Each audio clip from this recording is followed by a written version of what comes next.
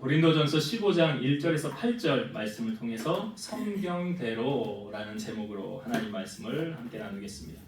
기독교의 많은 절기 가운데요, 가장 중요하게 여기는 절기 두 가지만 뽑으라면 뭘 뽑을 수 있을까요? 가장 중요한 두 가지. 부활절하고 성탄절하고. 그렇죠. 예, 그래 맞아요. 이게 정답이죠. 이 가장 중요한 절기입니다. 성탄절은 예수님께서 이 땅에 오신 날을 기념해서 우리가 지키는 날이죠. 그래서 우리가 성탄절 예배를 드리는데, 이날은 뭐 세상 사람들도 그냥 빨간 날 공휴일로 해서 뭐 그냥 즐기는 그런 의미보다는 뭐 선물 교환도 하고 뭐 케이크도 먹고 그러잖아요. 근데 진정한 의미를 알고 그날 그렇게 뭐 파티를 하고 즐겼으면 좋겠는데, 우리를 죄에서 해방하기 위해서 하나님께서 사람의 모양으로 이 땅 가운데 오신 날, 바로 그날이 성탄절이죠. 하나님과 인간 사이에 이제 막혀져 있는 담이 있었죠. 죄악으로 말미암아 막혀있던 그 담을 허시고 하나님과 우리 사이에 하나 되기 위해요, 주님이 이 땅에 오신 날, 우리는 성탄절로 지키고 있습니다. 그래서 예수님은 우리의 화평이시다. 에베소 말씀에 보면 그렇게 기록하고 있죠. 중간에 막힌 담을 자기 육체로 헐으셨더라. 그러니까 예수님이 십자가를 지었을 때 나타나는 여러 현상 가운데 휘장이 갈라졌더라라는 말씀이잖아요.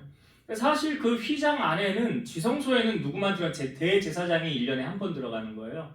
근데 휘장을 주님이 갈라놓으셨더라, 이걸 자기의 육체로 허셨다라고 말하는 거예요. 그러니까 그 허물어짐으로 인해서 우리가 하나님 앞에 1대1로 나아갈 수 있는 만인 제사장의 역할을 주님이 만들어 주신 거죠.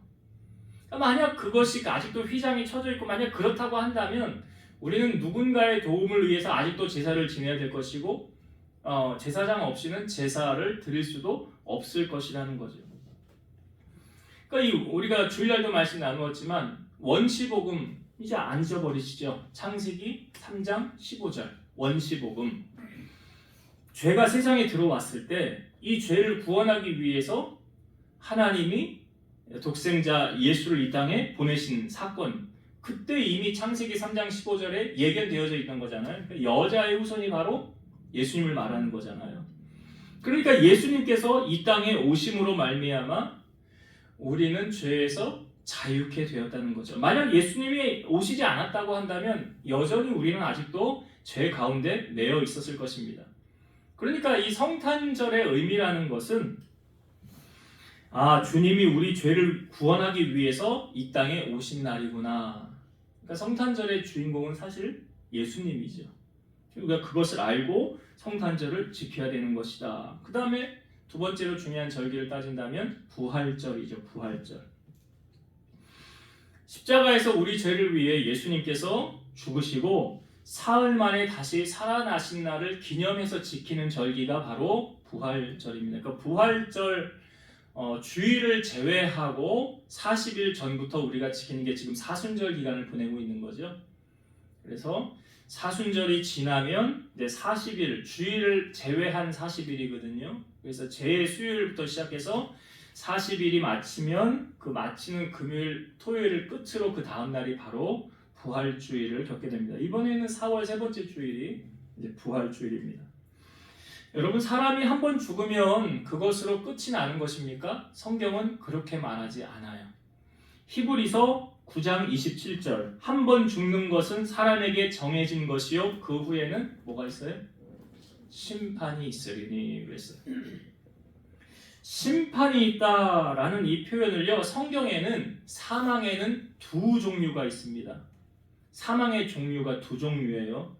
첫째 사망이 있고 둘째 사망이 있어요.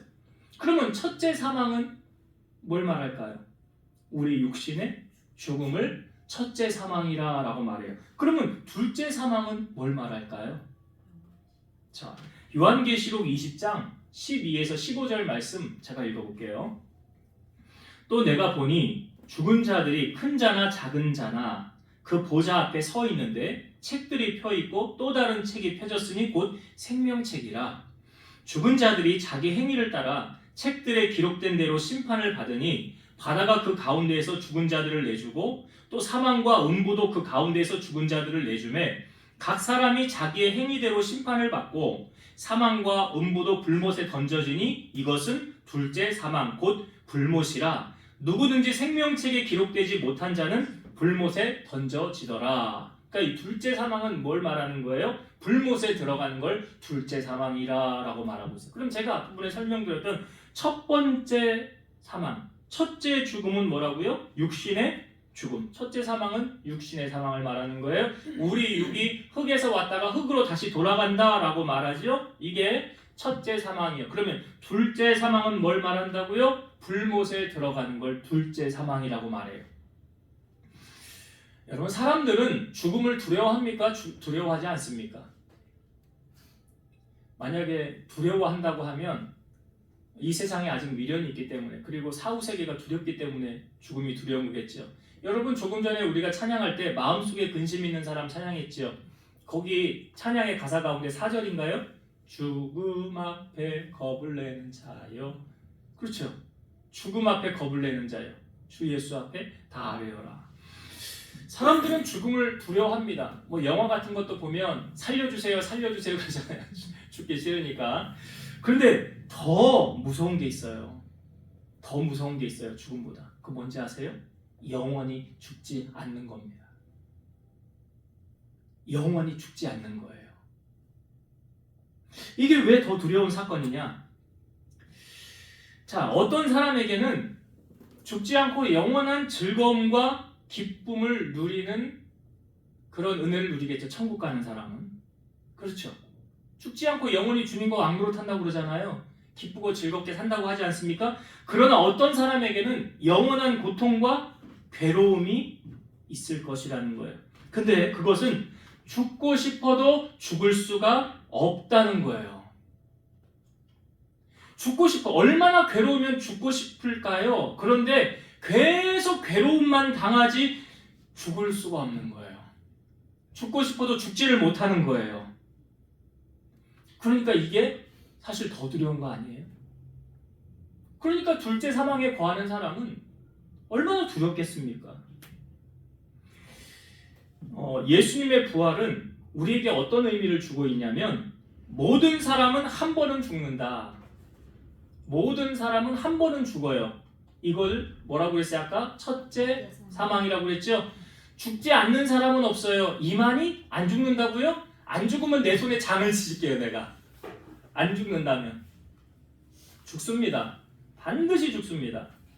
그때가 언제인지 그건 우리가 알 수 없지요. 그러나 반드시 죽어요. 근데 더 두려운 건 뭐예요? 죽지 않는 거예요. 영원한 고통 가운데 계속 매여 있는 거예요. 고린도전서 15장은 특별히요, 성경에는 어떤 특별한 장을 향하여 주제를 붙여놨거든요. 예를 들어 히브리서 11장은 무슨 장이라고 그러죠? 우리가 믿음장이라고 그래요. 히브리서 11장은 믿음장. 고린도전서 13장은요 사랑장. 그렇게 이름을 붙여놓는데 고린도전서 15장은 뭐라고 이름이 붙여졌냐면 부활장이라고 붙여져 있어요. 고린도전서 15장의 총 주제는 뭐냐면 뭐에 관한 말씀이냐면 부활에 관한 말씀이에요. 부활. 그래서 이 부활에 관한 말씀을 이제 제가 오늘 첫 시간인데 몇 주에 걸쳐서 부활에 관해서 계속 좀 말씀을 나누려고 하는데요. 오늘 우리가 읽은 본문 말고요. 자, 19절과 20절을 한번 볼게요. 고린도전서 15장 19절과 20절 말씀. 자, 이 중요한 말씀이니까 좀 보자고 하는 거예요. 이 말씀도 이제 나중에 제가 설교 때 또 한번 나누려고 하는데, 자, 19절과 20절 말씀을 제가 읽어볼게요. 만일 그리스도 안에서 우리가 바라는 것이 다만 이 세상의 삶뿐이면 모든 사람 가운데 우리가 더욱 불쌍한 자이리라. 이 말씀이 이해가 되세요? 이제 이해가 되느냐고 여러분. 이 사도 바울이 지금 고린도 교인들을 향하여 말한 거예요. 우리 그리스도인들을 향하여 말하는 거잖아요. 우리가 이 세상에서의 삶이 전부라고 한다면 우리는 매우 불쌍한 자다라는 말을 말하고 있어요. 이 세상의 삶은, 그러니까 첫째 사망이 거하는, 둘째 사망이 없는 이 세상에서의 삶이 전부라고 한다면 우리는 매우 불쌍한 자다. 왜 불쌍할까요? 네? 천국에 못 가서가 아니죠. 그런 것도 있지 물론. 그런 억울함도 있지. 내가 천국 가기 위해서 어떻게 살았는데 라는 거죠. 그러니까 여기 만약에 이 세상의 삶뿐이면 우리가 더욱 불쌍한 자다라고 말하는 이 의도는 뭐냐면 사도 바울이 그 복음을 전할 때도 말했어요. 내가 내 몸을 쳐서 복종한다라는 표현이 있죠. 왜 쳐서 복종하는 거예요? 죄와 타협하지 않기 위해서. 그러니까 죄에 빠지면 천국을 가요 못 가요? 못 가는 거잖아요. 그러니까 천국 가기 위해서 죄와 타협하지 않는 거잖아요. 천국 가기 위해서. 그러니까 그리스도인들은 저 천국 가기 위해서 이 땅에 살면서 절제해야 될 게 얼마나 많아요. 얼마나 많이 손해를 보고 살아야 돼요. 우리가. 하나님의 자녀들이. 세상의 사람들은 자기들 하고 싶은 거 다 하면서 살잖아요. 근데 우리는요. 말씀에 걸리면 이건 말씀에 하지 말라고 그랬네. 하지 말아야지. 말씀에 이건 하지 말라고 그랬습니까? 난 이거 하고 싶어도 안 하는 거예요. 못 하는 거예요. 그런 부분을 지금 사도 바울이 말하는 거예요. 세상 사람들처럼 그렇게 나도 다 누리고 그냥 하고 싶은 거 다 한 대로 그렇게 살면 그냥 막 사는 거지 뭐. 근데 그렇게 살 수 없다라는 거예요. 왜요? 하나님 나라가 있으니까. 저 천국이 있으니까. 그러니까 지금 이 말씀은 우리가 천국이 있다라는 전제 조건 하에 이 말을 하는 거잖아요. 이 세상의 삶뿐이면 우리가 제일 불쌍한 사람이다. 그러나 분명히 사후세계가 있다. 천국과 지옥이 있다. 라는 말이고 20절 말씀 또 볼게요. 20절. 그러나 이제 그리스도께서 죽은 자 가운데서 다시 살아나사 잠자는 자들의 첫 열매가 되셨도다. 예수님이 죽으셨잖아요. 십자가에서. 근데 사흘 만에 다시 살아나셨죠. 근데 그 살아나셨는데 다시 살아나사 그 다음 성경에 어떻게 표현되어져 있어요? 잠자는 자들의 첫 열매가 되셨도다. 여기서 말하는 잠자는 자들의 첫 열매는 뭘 말할까요? 잠자는 자를 죽었다라는 표현을 잠잔다라고 표현하잖아요. 왜요? 우리의 죽음은 영원한 것이 아니기 때문에. 그렇죠? 영원한 죽음이 아니거든요. 그러니까 아까 첫째 사망, 둘째 사망 말씀드렸잖아요. 영원한 죽음이 아니에요. 그게 잠깐 잠자는 거예요. 그러니까 이 비유는 뭐냐면 주님께서 죽었다가 살아났던 것처럼 잠자는 자들이 어떻게 된다는 거다? 다시 깨어난다는 거예요. 다시 살아난다는 거예요. 그래 예수님의 부활이 주는 의미가 뭐냐면 예수님이 다시 살아났던 것처럼 우리도 어떻게 된다? 다시 살아난다. 이게 부활이 주는 의미예요. 예수님이 죽었다가 다시 살아났잖아. 그러니까 우리도 죽었다가 다시 살아난다라는 거예요. 그걸 지금 강조하고 있는 거예요. 사도 바울이 부활장을 통해서. 그러니까 우리가 육신의 죽음, 첫째 죽음이 끝이 아니다. 그건 잠깐 자는 거다.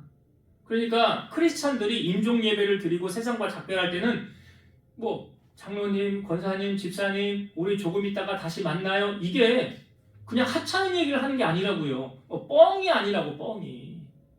조금 있다가 다시 만나요라는 게 잠깐 잠들었다가 다시 우리가 그 나라에서 주님 나라에서 다시 만날 거다. 그 이야기를 하는 거거든요. 그러니까 우리는 이 땅에 살면서 부활 소망을 가지고 살아가야 된다는 거죠. 사도 바울은 부활 소망 가지고 살았어요. 디모데후서 4장 7절과 8절. 나는 선한 싸움을 싸우고 나의 달려갈 길을 마치고 믿음을 지켰으니 이제 후로는 나를 위하여 의의 면류관이 예비되었으므로 주곧 의로우신 재판장이 그날에 내게 주실 것이며 내게만 아니라 주의 나타나심을 사모하는 모든 자에게 도니라. 그러니까 사도 바울이 나를 쳐서 복종하고 난 날마다 죽는다고 그러고 내가 하나님에게 버림받지 않도록 뭐 했대요? 달려갈 길을 마치고 믿음을 지켰대잖아요. 그러니까 마지막 순간까지 믿음 잃어버리면 안 돼요. 그 순간까지. 그리고 믿음을 지켰는데 그 다음에 의의 면류관이 예비되어져 있다고 그러죠. 나만 받는 것이 아니라 여기 성경은 분명히 말해요. 주의 나타나심을 사모하는 모든 자에게도 주실 것이다. 요한계시록 2장 10절. 너는 장차 받을 고난을 두려워하지 말라. 볼지어다 마귀가 장차 너희 가운데서 몇 사람을 옥에 던져 시험을 받게 하리니 너희가 10일 동안 환난을 받으리라. 네가 죽도록 충성하라. 그리하면 내가 생명의 관을 내게 주리라. 그러니까 여기 예비되어져 있잖아요. 생명의 관을 주리라. 천국 가면, 그래서 제가 이 얘기 자주 하잖아요. 오카는 목사님이 우리 하나님 앞에 딱 서면 질문 딱 던진다고 그랬잖아요. 그때 너는 개털모자 받아라. 아니, 실제로 그런 간증을 하는 장로님이 계셨어요. 천국 갔다 왔는데 내가 쓸 모자는 뭔가 할까? 너는 저기 개털모자나 받아라 해서 개털모자 주더래요. 꿈이 딱 깨가지고 나서 그 다음부터 주일 얼마나 열심히 했다고 그러는지 몰라요. 천국 가면 상급이 다 이렇게 다르다는 거죠. 우리가 사실 이 땅에서 살아가는 목적이, 여러분, 이 땅에서의 삶이 우리 영원합니까? 여러분 영원하다고 생각하세요? 그러니까 이 땅에서의 삶이 우리가 뭐 하는 거냐면 천국 갈 준비하는 거라고요. 천국 갈 준비를 하고, 주님 다시 언제 오실지 모르지만 분명히 오신댔잖아요. 그때 기름등불 준비하고 있어야 되잖아요. 주님 오셨을 때. 그게 깨어 기도하는 거거든요. 그리고 주님이 우리에게 주신 사명, 땅끝까지 복음 증거하는 것. 복음 전하는 게 왜 중요해요? 주님 빨리 오시게 하려면. 마태복음 24장에 이 복음이 온 땅까지 전파되면 그제야 끝이 오리라 그랬잖아요. 그러니까 주님이 언제 오시느냐? 땅끝까지 복음이 다 전파되어지면. 그때 주님이 오신다는 거예요. 그러니까 우리가 이 땅에 살아가는 목적이 다시 오실 주님 기대하고 소망하고 살아가고 있는가, 또 우리가 이 땅에서의 삶이 전부가 아닌 정말 저 천국에서 누릴 영원한 상급을 쌓고 있는가. 분명히 말씀드리지만 천국에 가면 각자마다 상급이 다르는데, 천국에서 누리는 상급은 천국에서 상급 쌓아서 받는 게 아니고요, 이 땅 가운데 여러분들이 행하여 쌓는 것을 천국에서 누리는 거예요. 천국 상급은 이 땅에서 우리가 상급 쌓으라고 주님이 시간을 지금 주시는 거라고. 너 천국 쌓는 상급 여기서 쌓아라. 나중에 여기 와서 누려라. 그러는 거예요. 그래서 이 부활장은 우리에게 상당히 특히 믿는 크리스찬들에게는 소망이 되는 말씀이죠. 아, 우리 이 땅에서 삶이 영원한 것이 아니구나. 우리가 영원히 바라봐야 될 것은 저 천국이구나, 저 하늘나라구나. 그걸 바라보고 살려고 사도 바울이 지금 고린도전서 15장 부활장을 우리에게 소개하고 있는 거예요. 제가 오늘 말씀의 제목을 성경대로 이렇게 제목을 정했는데요. 왜 이 제목을 정했느냐? 오늘 우리가 읽은 본문에 3절과 4절 말씀을 한번 다시 볼게요. 3절과 4절 말씀. 고린도전서 15장 3절 4절 있습니다. 내가 받은 것을 먼저 너희에게 전하였노니 이는 성경대로 그리스도께서 우리 죄를 위하여 죽으시고 장사 지낸 바 되셨다가 성경대로 사흘 만에 다시 살아나사. 여기 공통적으로 나오는 단어가 바로 오늘 본문의 제목인 성경대로예요. 그렇죠? 공통으로 반복이 되고 있죠. 3절에는 근데 이 성경대로를 이렇게 표현할 때 3절에서는 뭘 성경대로를 강조했냐면 그리스도께서 우리 죄를 위하여 죽으시고, 그러니까 예수님의 죽음이 성경적이었다는 거잖아요. 그리고 4절은 장사 지낸 바 되셨다가 성경대로 사흘 만에 다시 살아나사. 그러니까 예수님이 부활하신 것도 성경에 기록된 것을 이루신 거잖아요. 그러니까 죽으심도 성경의 말씀을 이루신 것이고 사신 것도 성경의 말씀을 이루신 것이다. 그러니까 예견된 말씀을. 그러니까 예수님이 십자가에서 달리셔서 하셨던 말씀이 가상칠언이라고 하는데요. 그 중에 주님이 이제 거의 마지막으로 하셨던 말씀이 내 영혼을 부탁하나이다 있고 7마디 말이 있는데 그 중에 한 말씀이 다 이루었다라는 말씀을 하셨어요. 다 이루었다. 뭘 다 이루셨다는 거예요? 말씀을 다 이루셨다는 거예요. 말씀을. 구약에부터 예견되어져 왔던 모든 말씀을, 그러니까 예수님께서 베들레헴에서 태어났다가 나사렛에서 자라는 것, 애굽으로 갔다가 다시 왔던 것, 이 모든 과정 다 보면 성경에 다 예언되어져 있던 말씀이잖아요. 그 말씀을 주님은 다 이루신 거예요. 하나도 빠트림 없이. 그러니까 성경대로 주님은 다 말씀을 이루신 분이시다. 그래서 사도 바울이 이걸 강조하는 것, 성경대로 주님은 다 행하셨다는 거예요. 말씀대로 다 이루셨다는 거예요. 예수님은 이 땅에 오실 때 어떤 목적을 가지고 이 땅에 오셨습니까? 인자가 온 것은 섬김을 받으려 함이 아니라 도리어 섬기려 하고 나의 목숨을 많은 사람의 대속물로 주려 함이라. 대속물 아시잖아요. 대신 속하여 주는 죄. 이 사람의 죄를 위해서 내가 대신 죽어야 되는 게 대속물이잖아요. 예수님 그 어린 양이라고 하는 거잖아요. 예수님 그렇게 하기 위해서 이 땅에 오셨다는 거죠. 그래서 예수님은 말씀대로 다 이루시고 말씀대로 행하셨더라. 그렇다고 한다면 여러분, 예수님도 말씀대로 사셨는데 우리는 어떻게 살아야 될까요? 말씀대로 살아야 기적을 맛볼 수 있습니다. 그러니까 순종은 뭘 동반하냐면 기적을 동반해요. 순종하지 않으면 기적이 일어나지 않아요. 구약의 두 사람을 소개하려고 그럽니다. 이 사람들은 예수님이 거론하셨기 때문에 제가 이 두 사람을 소개를 하려고 그래요. 엘리야 시대에 가장 악한 왕이었던 아합 왕이 있었죠. 아합 왕이 통치할 때 엘리야가 가서 선포합니다. 내 말이 없으면 비가 안 내릴 거라고. 그러니까 아합이 듣고 별놈 다 봤네 그래요. 뭐 저런 놈이 다 있어. 네가 신이냐? 그랬겠지요. 그런데 그리고 나서 비가 일주일 안 왔어요. 한 달 안 왔어요. 두 달 안 왔어요. 그러니까 아합이 무슨 생각을 하겠어요? 야, 그놈, 비 안 내리게 한 놈 그놈을 잡아야 되겠구나. 그놈을 데려다가 다시 비 내리게 하라고 해야 되겠구나 하고 눈에 불을 켜고 엘리야를 찾기 시작합니다. 근데 찾아요? 못 찾아요? 못 찾죠. 하나님이 가려놨는데 아무리 사람이 찾으려고 해도 찾을 수 있어요? 못 찾아요. 그래서 엘리야는 그리 시냇가에서 시냇물을 마시고 있는데 까마귀가 아침 저녁으로 떡과 고기를 물고 왔죠. 엘리야가 그것을 먹고 있다가 시냇물이 말랐어요. 하나님이 엘리야에게 말씀하십니다. 너 저기 시돈에 가면 그 사르밧 어떤 과부에게 내가 너를 공개하게 너 시켜놨다. 그러니 너 그 과부에게 가라. 그래서 엘리야가 사르밧으로 가요. 딱 가는데 어떤 여인이 나와서 나뭇가지를 줍고 있어요. 아, 하나님이 저 사람이 나를 섬기려고 했나 보구나. 그래서 이 여인에게 나 물 좀 주십시오. 물도 귀한데 물을 좀 주십시오 하니까 이 여인이 물을 가지러 갈 때 당신 집에 떡이 좀 있거든. 내가 지금 시장하니까 떡을 좀 가져다 주십시오. 그랬더니 이 여인이 이렇게 말하죠. 우리 집에 떡 없습니다. 내가 지금 나뭇가지 줍는 거는 내가 이제 마지막 한 끼 내 아들하고 해먹고 이제 세상 끝내려고 합니다. 더 이상 못 살겠습니다. 왜? 경제적인 압박으로 인해 너무 어려우니까 내일에 대한 소망이 없으니까.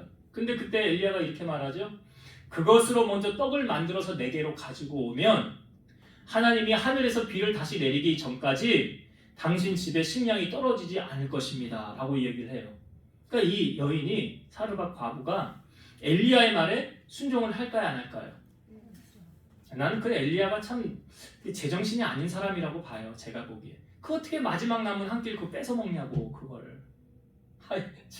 그거 먹고 죽으려고 하는 그 마지막 그걸 어떻게 뺏어 먹냐고. 근데 그게 성경에 보면 엘리야에게 한 게 아니라 누구에게 한 거예요? 하나님께 한 거예요. 하나님께. 성경이 이렇게 기록되어져 있어요. 열왕기상 17장 15, 16절. 그가 가서 엘리야의 말대로 하였더니 그와 엘리야와 그의 식구가 여러 날 먹었으나 여호와께서 엘리야를 통하여 하신 말씀같이 통의 가루가 떨어지지 아니하고 병의 기름이 없어지지 아니하니라. 이 중요한 말씀이 이거예요. 그가 가서 엘리야의 말대로 하였더니예요. 만약에 순종하지 않았으면 기적이 나타났을까요? 또 한 사람을 소개하려고 그래요. 엘리야 바로 다음에 엘리야의 후계자가 엘리사죠? 엘리사가 따라다녔잖아요. 그리고 성령의 능력을 취하지 않았습니까? 근데 엘리사 시대에 아람 군대의 군대 장관이었던 나아만이라는 사람이 나병이 들었었죠? 근데 이스라엘에서 잡혀온 여종이 아유 우리 주인이 이스라엘에 가면 병 고칠 텐데 그런 이야기를 들으니까 이 나아만이 자기 왕에게 가서 제가 이스라엘에 가면 병을 고친다고 합니다. 그러니까 왕이 친히 조서까지 써줘요. 이스라엘 왕에게. 듣자 하니 거기는 병을 고친다고 하니 내 신하의 병을 고쳐주십시오 하고 조서를 써서 보냈는데 이스라엘 왕을 찾아갔는데 번지수 잘못 찾아간 거죠. 이스라엘 왕이 뭐라고 그러냐면 우리나라 정탐하려고 이거 수쓰는 거 아니냐라고 해요. 근데 그 소식을 엘리사가 듣고 그 나아만을 우리 집으로 보내시오 그래요. 우리 집으로. 그래서 집 앞에 왔을 때 엘리사가 나가지도 않고 자기 집에 있는 종이었던 게하시를 밖에 내보내면서 요단강에 몸을 7번 씻으라고 전해라 이렇게 그래요. 그러니까 게하시가 나가서 당신 요단강에 가서 몸을 7번 씻으십시오. 그러면 병이 나을 겁니다. 그러니까 이 나아만이요 기분 나빴어요. 왜 기분 나빴냐? 내가 그래도 아람 나라의 2인자인데 왕 바로 밑에 서열인데 나를 집에 들이지도 않고 아픈데 손을 얹어서 기도를 해준 것도 아니고 뭐 요단강에 가서 몸을 7번 씻으라고? 아 나 기분 나빠. 그냥 갈래. 그냥 기분 나빠서 갈 수 있었어요. 근데 나만이 참 복 있는 사람이 뭐냐면 옆에 종들이요 뭐라고 그러냐면 내 아버지요 당신에게 더 어려운 거 하라고 그래도 당신 하지 않았겠습니까? 그래요. 종이 아버지라고 표현해. 이게 뭘 말하냐면 마음을 다스리게 해준 거 아니에요 옆에 종들이? 만약에 같이요 아이 주인님 기분 나쁩니다 우리 그냥 갑시다 아이 뭐 이런 데가 다 있어요 이러면서 만약 갔다고 한다면 나만의 나병이 고침 받아요 못 받아요? 못 받죠. 열왕기하 5장 14절 나아만이 이에 내려가서 하나님의 사람의 말대로 요단강에 7번 몸을 잠그니 그의 살이 어린아이 살같이 회복되어 깨끗하게 되었더라. 여기도 중요한 말씀 하나님의 사람의 말대로 행하여 순종하니까 기적이 나타나요 안 나타나요? 제가 왜 이 두 사람을 이야기 드렸느냐. 자 누가복음 4장 25에서 27절 내가 참으로 너희에게 이르노니 엘리사 시대에 하늘이 3년 6개월간 닫히어 온 땅에 큰 흉년이 들었을 때에 이스라엘에 많은 과부가 있었으되 엘리야가 그 중 한 사람에게도 보내심을 받지 않고 오직 시돈 땅에 있는 사렙다의 한 과부에게 뿐이었으며 또 선지자 엘리사 때에 이스라엘에 많은 나병 환자가 있었으되 그 중에 한 사람도 깨끗함을 얻지 못하고 오직 시리아 사람 나아만 뿐이었느니라. 여기 두 사람을 예수님이 소개하는 이유는 왜 소개를 한 거예요? 이 사람들 이 사람 두 사람이 기적을 경험했잖아요. 어떻게 해서 기적을 경험했습니까? 말씀에 순종함을 통해서. 그러니까 말씀대로 살면 기적이 따라와요. 베드로의 인생에 있어서도 두 번의 큰 기적을 맛보지 않았습니까? 한 번도 고기 못 잡았을 때 예수님이 가서 말씀을 전하고 깊은 곳에 그물을 내려라 라고 말할 때 베드로가 뭐라고 말해요? 주여 밤새도록 수고해도 한 마리도 못 잡았습니다. 그러나 말씀에 의지하여 내가 그물을 내리리. 말씀에 순종했어요 안 했어요? 했잖아요. 그랬더니 어떻게 됐어요? 2배 가득 채우게 되었죠. 두 번째 기적은 어떠했습니까? 예수님이 저 한 90m, 100m 정도 옆에서 멀리서 서 있었어요. 너에게 고기가 있느냐? 없대요. 예수님이 말씀하십니다. 배 오른편에 그물을 던져라 그리하면 잡으리라 그래요. 그래서 예수님의 말씀에 순종해서 오른편에 그물을 던졌더니 고기가 153마리 잡히게 되었더라. 다 이 두 기적은 어디서 비롯된 겁니까? 말씀에 대한 순종이었다는 거죠. 여러분 예수님 말씀하셨는데 우리가 순종하지 않으면 우리도 기적을 경험할 수 없어요. 그러니까 예수님이 말씀하신 대로 예수님도 말씀대로 사셨는데 하물며 우리야 말할 것도 없죠 사실은. 그래서 주님 말씀에 우리가 순종해야 기적이 나타나는 거예요. 주일 성수해라 온전한 11조 해라 괜히 하는 말이 아니에요. 기적의 주인공으로 살길 원하느냐? 그러면 말씀에 순종해야지. 봉사해라, 전도해라, 기도해라 이게 잔소리처럼 들리면 안 되는 거죠. 육의 일을 따르지 말고 영의 일을 따르라. 육신의 생각은 사망이고 영의 생각은 생명과 평안이 되잖아요. 어떻게 하면 하나님 더 기쁘시게 하며 살까? 우리가 그런 고민을 하면서 살아가야 하나님이 보고 아우 너 참 마음이 예쁘구나. 내가 너 복 안 주면 안 되겠구나. 그러니까 하나님의 마음 그렇게 감동시키는 거 아닙니까? 그렇게 주님이 말씀대로 성경대로 살아왔듯이 우리가 그렇게 살아야 기적의 주인공으로 살아갈 수 있다는 사실. 또 여러분 말씀대로 사는 자가 결국은 주님을 만나게 돼요. 부활을 인정하지 않는 사람은 절대 주님을 만날 수 없습니다. 믿지 않는 자가 어떻게 예수님을 만날 수가 있을까요? 그 성경도 나를 간절히 찾는 자가 주님 만난다고 하지 않아요? 예수님이 그 돌무덤에 들어가 계셨을 때 주일날 아침 이른 새벽에 여인들이 예수님이 시체 잘 있나 그거 보고 가면서 근데 우리 돌문을 누가 열어줄까 고민하잖아요. 근데 갔더니 문이 열려 있었잖아요. 그리고 거기에 앉은 흰옷 입은 청년이 있었죠. 천사가 너희가 찾는 예수는 너희가 말한 그대로 주님 그분이 말한 그대로 살아나셨느니라 그러잖아요. 그리고 나서 주님이 마리아를 만나주시잖아요. 그러니까 사모하는 마음, 찾고자 하는 마음 있으니까 만나주신 거 아닙니까?